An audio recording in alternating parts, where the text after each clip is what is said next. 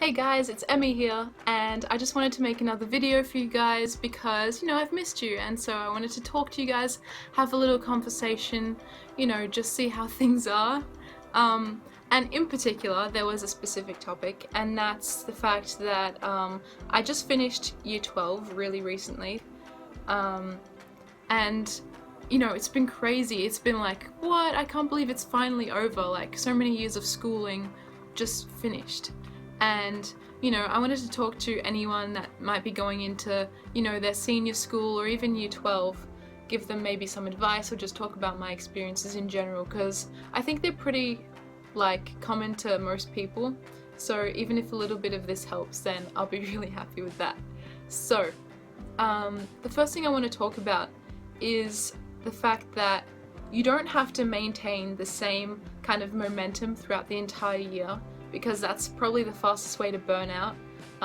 Like, you see these really academic and super smart people that go hard pretty much throughout their whole schooling year, and by the time they get to Year 12 they're just burnt out. Like, they don't want to do anything else because they've been working so hard, and now they just don't want to do it. So what you want to do is kind of pace yourself, and that means not completely getting rid of everything that makes you enjoy life.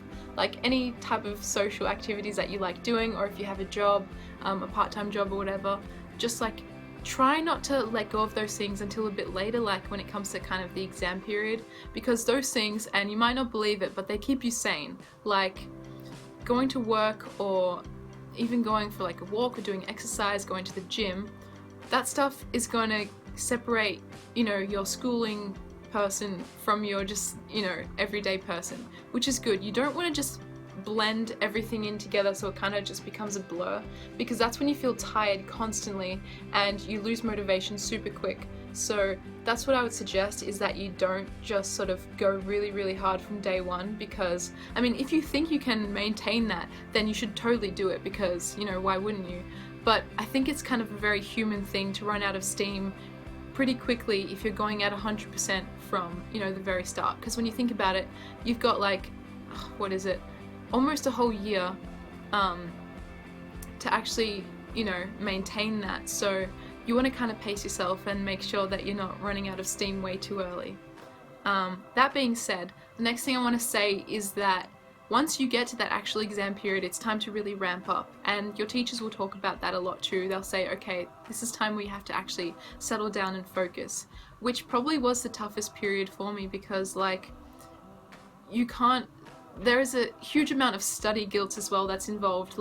Even if you're doing something else and you're like, oh wow, I could be studying right now, it is important to have a balance, but what you want to do is place a priority on your studies, because when you think about it, it's only, well, it depends when you actually start, but it's only a couple weeks or a couple months of your life that will pass really quickly. It's just been over for me for 2 weeks now, and I'm already whoa, that was really fast, even though in the moment I was dying. And so what you want to do is, you don't have to strive for perfection.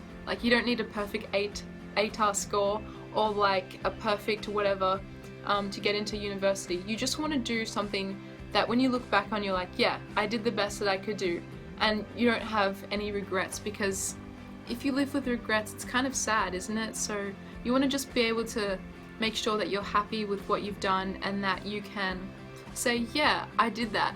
That score is deserved, and I couldn't have done any better, and I really pushed myself to get that mark, which is, it's important for human growth as well, because this is kind of a side note, but what I've learnt from school is a lot more about life than about any of my studies. I mean, obviously I learnt so much through all the subjects that I chose, but it's about how to time manage your stuff, how to organize your day, how to organize your studies, how to fit in a balanced lifestyle in that as well. And it's preparing you for the real world, even though I hate when people say that, because you are living in the real world at the moment, and don't let people invalidate you by saying, oh, you're not in the real world yet, because you totally are. And high school is probably one of the toughest periods that you'll face, so just think about that. If you're in the hardest part right now, it can only get easier.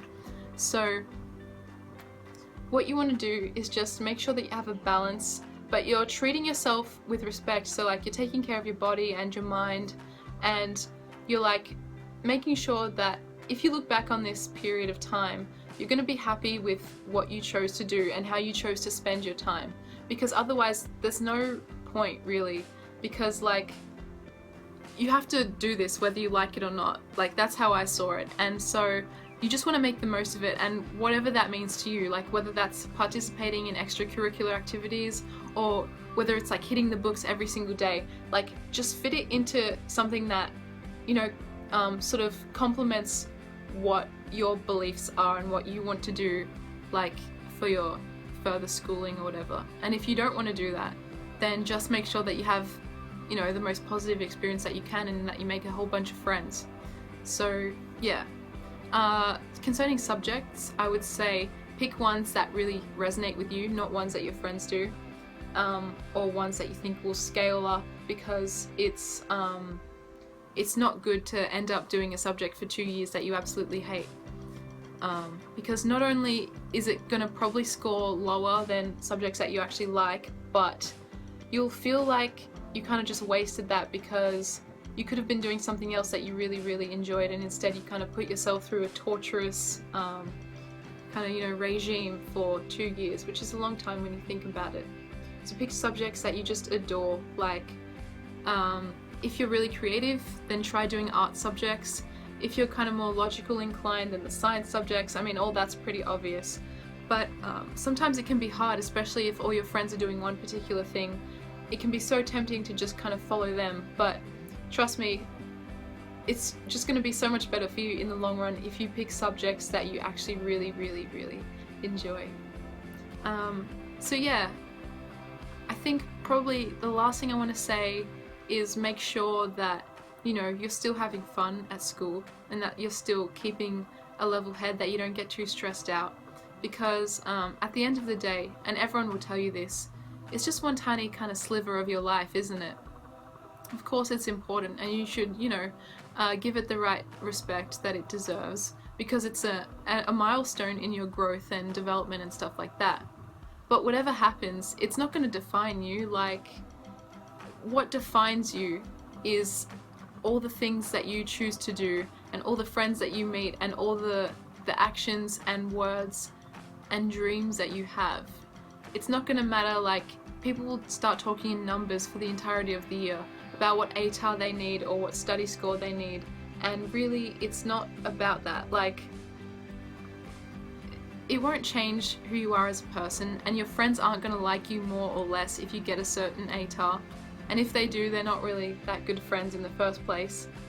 So what you need to do is make sure that you don't push away those that are close to you because you're in this mad pursuit of a freaking 99.95 ATAR, because really it's going to be irrelevant in like a couple years, and if anyone asks you what your ATAR is like 5 years later, you're going to be like, my what? Like, why does that matter to you?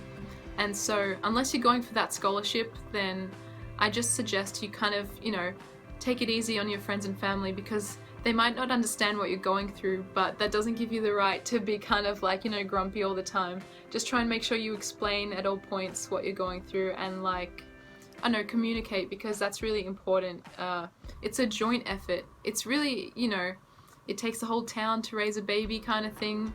I don't know if that's the right saying, but yeah, it's that same principle where you have to be like making sure that, you know, other people are getting what's going on with you, and so, you know, it's not like you're alone in this, because you certainly aren't.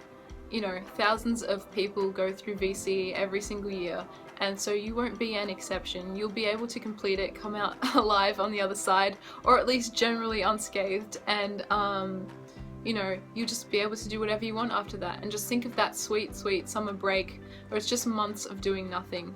That's pretty much what kept me going. And so yeah, I really hope this helps you.